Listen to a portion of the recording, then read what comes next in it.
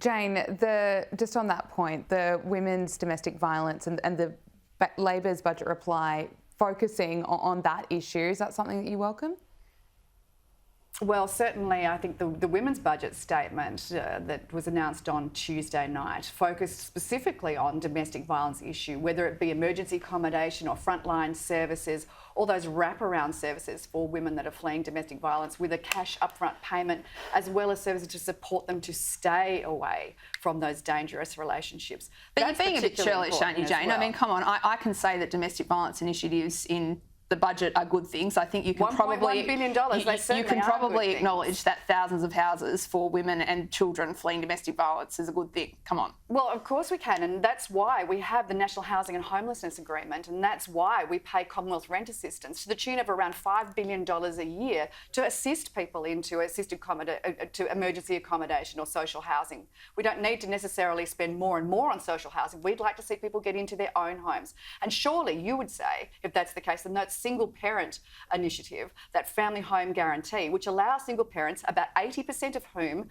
are women, allowing those women to get into to re-enter or enter the housing market with as little as a 2% deposit. That's got to be a good thing, surely. Well, Jane, it's a policy that doesn't it assist like 2,000 single women? It's about 125,000 single-parent families that would qualify to get into their first home. They simply cannot. Get the budget. This is the sort of weasel words that we have to put up with day after day after day.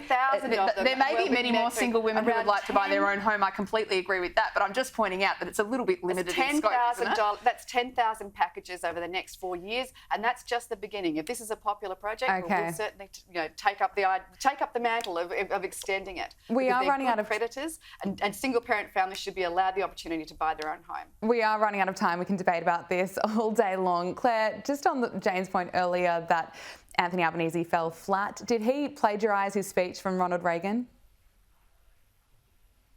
Oh, gosh, Gabriella, I haven't heard that one. I haven't heard that one. No, Ronald Reagan's much more inspirational. I'm not sure where you got that one from. No, I think that's pretty unfair, actually. I thought he gave a really good speech last night, laying out the pillars of a truly visionary approach to post-COVID Australia. I was really proud of the speech, and I thought it was brilliant, and I was very pleased to see a lot of discussion in that speech about aged care, of course, a passion for me, and something that you'll be hearing a lot more about from Labor as we progress towards the election. There certainly was a lot of insults directed Scott Morrison's way in that speech. I think that Josh Frydenberg described it this morning as all spears and no ideas. Jane Hume, Clare O'Neill, appreciate your time. Thanks so much. We have to leave it there.